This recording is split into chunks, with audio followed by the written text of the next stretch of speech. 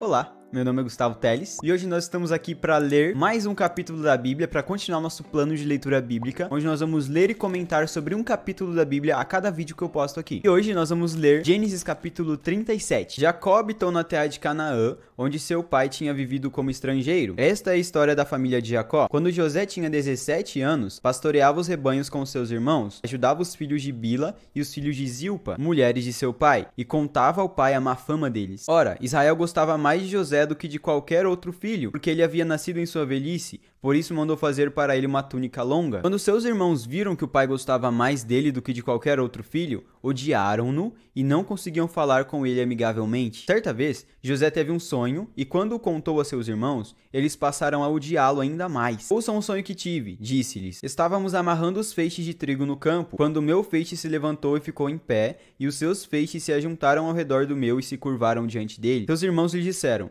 então você vai reinar sobre nós? Quer dizer que você vai nos governar?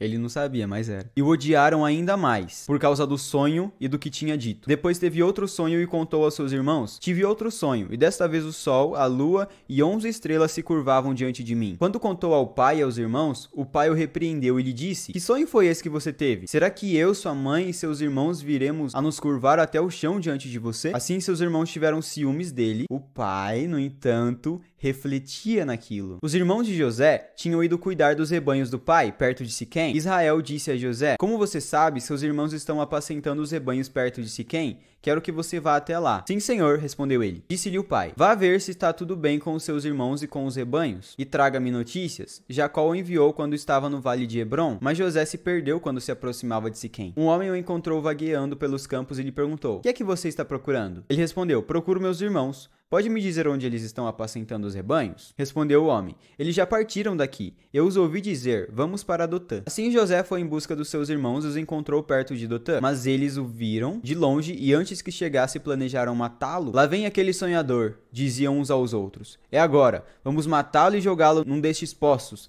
e diremos que um animal selvagem o devorou. Veremos então o que será dos seus sonhos. Caramba. Quando Ruben ouviu isso, tentou livrá-lo das mãos deles, dizendo: não lhe tiremos a vida. E acrescentou: não derramem sangue, joguem-no naquele poço no deserto, mas não toquem nele. Ruben propôs isso com a intenção de livrá-lo e levá-lo de volta ao pai. Chegando José, seus irmãos lhe arrancaram a túnica longa, agarraram-no e o jogaram no poço, que estava vazio e sem água. Ao se assentarem para comer, viram ao longe uma caravana de ismaelitas que vinha de Gileade. Seus camelos estavam carregados de especiarias, bálsamo e mirra, que eles levavam para o Egito. Judá disse então a seus irmãos: que ganharemos se matarmos o nosso irmão e escondermos o seu sangue? Vamos vendê-lo aos ismaelitas. Não tocaremos nele. Afinal, é nosso irmão, é nosso próprio sangue. E seus irmãos concordaram. Quando os mercadores ismaelitas de Midian se aproximaram, seus irmãos tiraram José do poço e o venderam por 20 peças de prata aos ismaelitas, que o levaram para o Egito. Quando Ruben voltou ao poço e viu que José não estava lá, rasgou suas vestes e voltando a seus irmãos disse: o jovem não está lá, para onde irei agora? Então eles mataram um bode, mergulharam no sangue a túnica de José e a mandaram ao pai com este recado: achamos isto, veja se é a túnica de teu filho. Ele a reconheceu e disse: é a túnica de meu filho, um animal selvagem o devorou. José foi despedaçado. Então Jacó rasgou suas vestes, vestiu-se de pano de saco e chorou muitos dias por seu filho. Todos os seus filhos e filhas vieram consolá-lo, mas ele recusou ser consolado, dizendo: não, chorando descerei a sepultura para junto de meu filho,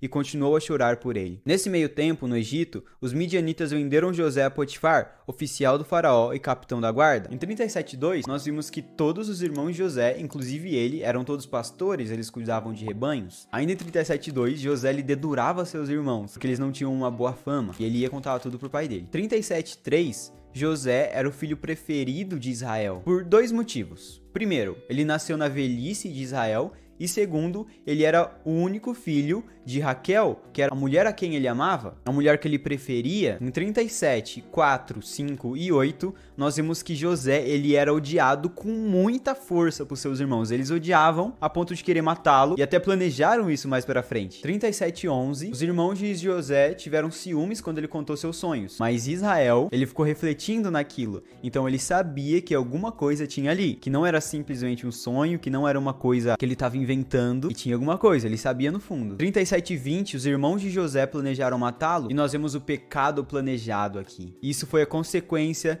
deles eles terem deixado, permitido com que o pecado os dominasse. Nós vemos referências disso em Gênesis, capítulo 4, verso 7, e também em 1 Pedro, capítulo 5, verso 8. 37 e 21. Rúben, ele havia desonrado seu pai, ele havia se deitado, ele havia tido relações com uma das mulheres, com uma das servas de seu pai, mas ele não concordou com a ideia de José ser morto, deles matarem José. Então, mesmo que ele tivesse uma conduta não muito legal, ele ainda se preocupava com o irmão dele, de certa forma. Em 37, 26 e 27, Judá, ele fala para seus irmãos que se matassem José, eles não iam ganhar nada com isso. Então, por que matar e ficar escondendo um sangue inocente? Por isso, ele deu a ideia de vendê-lo. Queria ler 3 referências com vocês agora, em cima de uma frase, é a seguinte: tudo, exatamente tudo, nos empurra para mais próximos do nosso propósito. Tiago 1, do 2 ao 4, 1 Pedro 1, do 3 ao 7, Romanos 8, 18.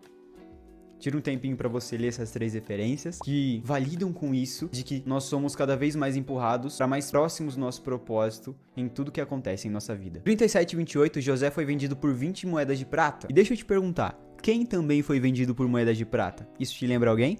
Mateus capítulo 26, versos 14 ao 16. Deus, muito obrigado por mais esse dia, por mais essa leitura, por mais esse contato com as escrituras que nós pudemos ter hoje. Espírito Santo, nos revela mais da Tua palavra, nos revela mais da vida de Jesus, nos revela mais quem é Jesus, quem é o Filho amado de Deus, quem é o Cordeiro imolado, Deus que se fez homem, que se fez servo, serviu a todos e morreu por toda a humanidade, morreu pelos nossos pecados, pelas nossas dores, e nos lavou e nos purificou pelo Teu sangue puro, santo, perfeito, sem mancha, sem mácula alguma. Espírito Santo, nos revela Jesus. Espírito Santo, caminha conosco esse dia. Nos ensine a caminhar, a termos uma vida no Espírito. Que nós vamos caminhar no Teu Espírito, que nós vamos ser cheios, que nós vamos caminhar no Teu poder, que nós vamos manifestar a glória de Jesus, a glória de Deus que é refletida na face de Jesus. Muito obrigado, em nome de Jesus, amém. Os amigos, muito obrigado por vocês que assistiram até aqui, que Deus abençoe sua vida. Eu espero vocês amanhã para nós lermos e comentarmos Gênesis capítulo 38. Falou!